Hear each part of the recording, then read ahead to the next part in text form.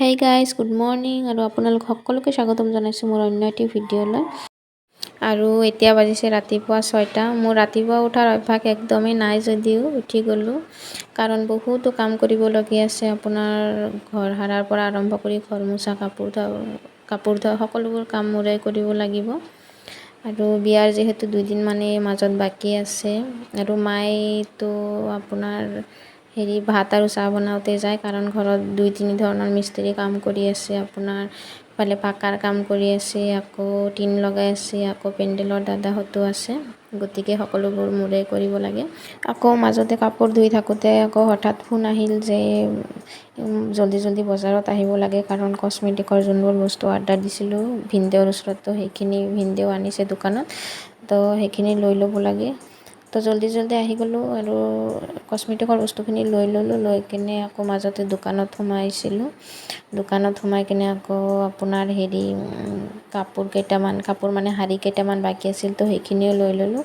আৰু একেলগে আপোনাৰ বেগটোও লৈ আনিছোঁ। বেগত খালি আপোনাৰ কচমেটিক বস্তুৱে, সাজোন কাচোনৰ যিমান যি আছে, নেকলেছৰ পৰা আৰম্ভ কৰি সকলোবোৰ আছে।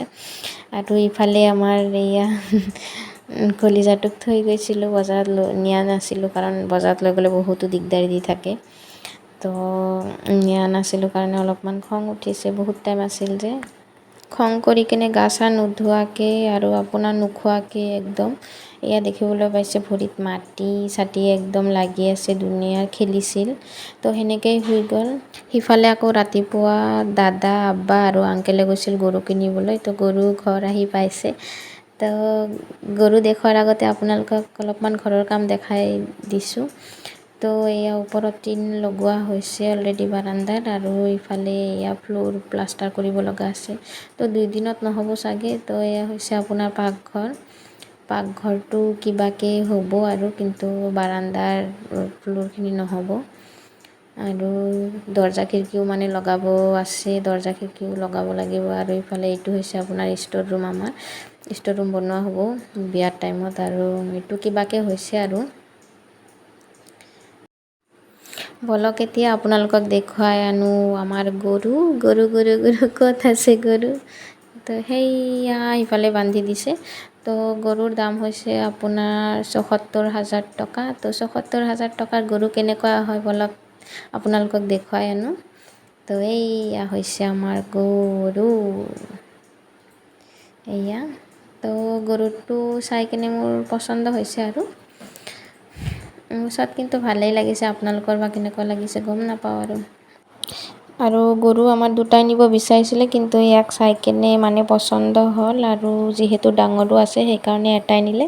ইফালে আকৌ দুজনী বহি ভাবি আছে যে মাংস কিমান হ'ব পাৰে, তো সেইখিনি হিচাপ কৰি আছে।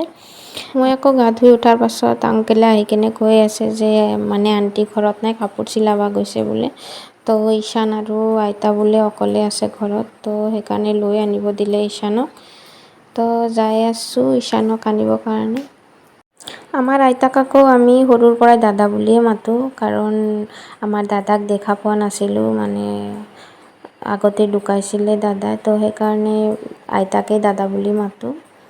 তো এয়া দাদা দুৱাৰ মুখত বহি আছে, ঈশান আছে ৰুমত ঈশানৰ আব্বাৰ লগতে আছে। ঈশানৰ আব্বাই আকৌ ঈশানক ভালকৈ কোলাত ল'ব নোৱাৰে, তো ভয় পায়, যিহেতু বহুত সৰু আছে, সেইকাৰণে ভাবে যে পৰিয়ে যাব নেকি হাতৰ পৰা, তো সেইকাৰণে অলপমান অসুবিধা হৈ আছে। আৰু ঈশানক অলপমান হিলাই দিয়াৰ পাছত ধুনীয়াকৈ টোপনি গ'ল। তো লৈ যাব খুজিছিলোঁ ঘৰত, কিন্তু টোপনি গ'ল কাৰণে ভাবিলোঁ যে শুৱাই থৈয়ে যাওঁ, কাৰণ ঘৰতো চবেই ব্যস্ত নিজৰ কামত, আৰু তেতিয়ালৈকে আণ্টিও আহি পাব, সেইকাৰণে শুৱাই দিলোঁ। শুই গ'ল, থাকক। আৰু ইফালে আমাৰ এয়া কি বুলি ক'ম আৰু, কান্দি শুইছিলে, আকৌ উঠি কেনেও কান্দিয়ে আছে। আইচক্ৰীম লাগে বোলে গধূলি টাইমত, আইচক্ৰীম। আৰু ইফালে এয়া ডন এটাই ৰখি আছে খেলাৰ কাৰণে। লাষ্টত উপায় নাপাই ফটকা ওলাই দিলোঁ। ফটকা ওলাই দিওঁতে আকৌ ফটকা হাতত লৈ কিনে ঘূৰি আছে এয়া দুটাই। ফটকা ফুটোৱাৰ কাৰণে মানুহ বিচাৰি পোৱা নাই।